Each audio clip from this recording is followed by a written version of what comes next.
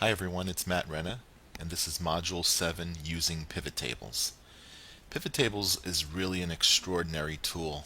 I remember the first time that I learned to use pivot tables. I had done data analysis and that took me 5 or 6 hours to do it, and when someone showed me how to do a pivot table, I think the 5 or 6 hours of work that I did was able to be done using a pivot table in a matter of minutes. So that sort of sets the stage to give you an idea of how useful a pivot table can be. So what is a pivot table?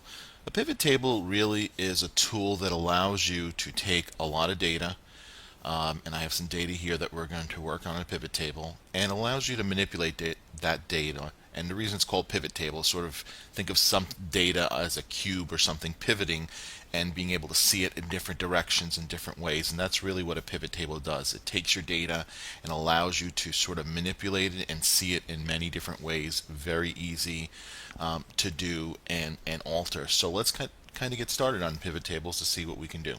So I took some basic data and I put it in a table here. So as you can see, this is a sort of a file that I put together representing a basic demographic employee data table on our dental plan.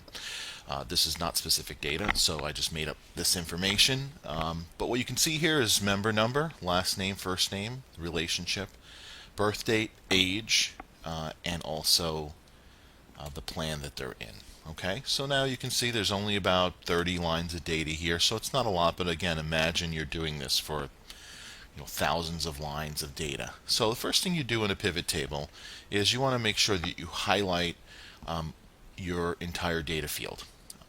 What's really key to a pivot table is ensuring that there is a title, and you include the title when you block the data, and you need to have a unique title in each of the columns that you have, and in this case that is the case. So let's highlight all our data. All right, and now we're going to go to data, insert, pivot table, pivot table. Okay, and it's going to start sort of this create pivot table wizard. So the first question is the range, okay, which we already highlighted. You can see by doing so it automatically plopped it into there. If you didn't do it, you'd have an opportunity to sort of do that. So again, best practice, highlight it first, it'll automatically put it there. Next thing is, do you want this pivot table to be in a new worksheet or in the existing one? Sometimes I do use existing. Most of the time I do new worksheet. It's a lot easier to sort of keep the pivot table in a separate worksheet. So I'm going to go ahead and say new worksheet and hit OK. So now you can see we've got a pivot table with no sort of data, and here is our pivot table field list, and you can see this is all the column headers that were there. And down here is where we're going to start entering some data and manipulating. So let's go back to the pivot table data just so we can see it had name, there was a relationship, and there was two types of fields here, spouse or child, birth date, and then there was age, and then the plan. So here's what you can do with a pivot table. Let's start sort of simple and say, how many people do we have in the plans that we offer?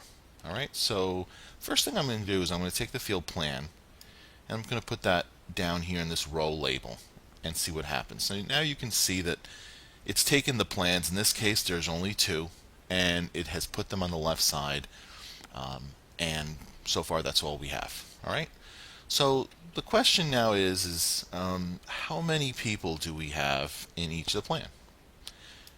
I'm going to take the plan. Now I'm going to put into this field called values. Okay, and by doing that, it automatically made it a count, and you can see now that it automatically calculated that there are 9 people in the DHMO and there are 21 people in this PPO plan. All right, now you can do other things. It automatically did count, but if you drop on this triangle here and go to value field settings, you can see that it gives you different options: average, min, max. Let's hold off on that a second. We'll use that in a moment. Okay. Let's say now we want to say, well, how many people are each in these plans? And we also want to know, within each of these plans, how many are spouses and how many are children. So I'm going to take the relationship now, and I'm going to put it on the column side. And now what you'll see is on the top, this is the column section, this is your row section. It is now split. There's still my grand totals, but you can see that now it has calculated the number of children in the plan, and also the number of spouses that add up to the 9.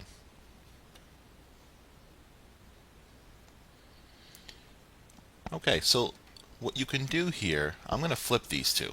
I'm going to put the plan up here, relationship down here, and the data is still the same. I'm just showing it differently. Now I've got my plans on top and the relationship on the left side. The reason I wanted to show you that is, remember, this is a pivot table. We can manipulate data in different ways. All right, so let's for a moment take out both of these.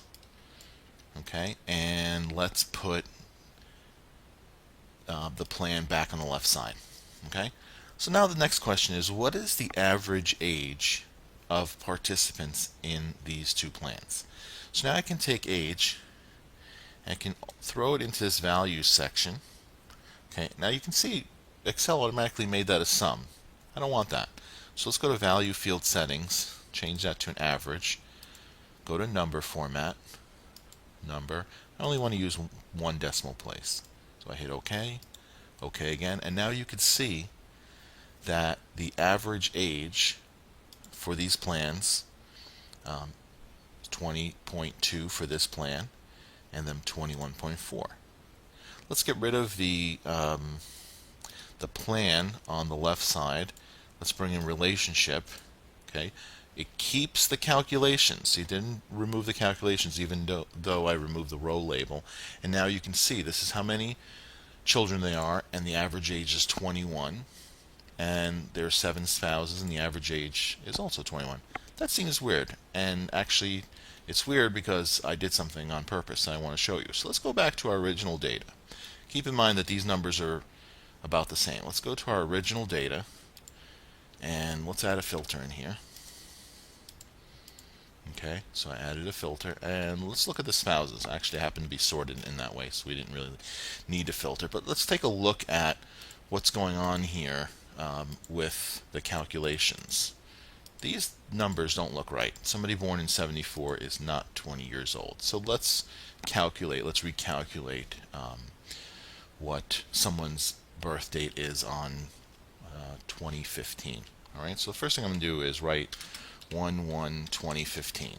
Okay, Excel automatically converts dates to numbers. 42,005 is the number that represents January 1st, 2015. Okay, so now in order for me to figure out this person's age on January 1st, I'm going to need that number, 42,005. I'm going to write a formula that says let's subtract 42,005 minus this person's birth date.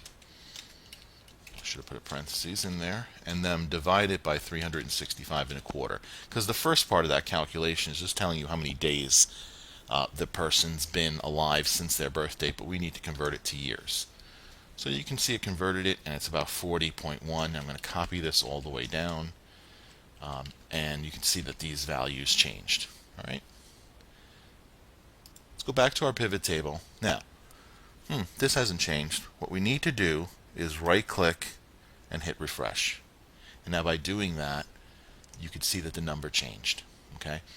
The reason I wanted to show this is one of the great features of the pivot table is its ability to recalculate on the fly. So as you not only manipulate your data, you can alter it in case there are some problems, and it will automatically refresh that. If you add new columns, you refresh, you'll add the new columns. Data's will be seen on this side, so it's really useful in that respect. Now, let's add plan, and now let's throw it underneath relationship.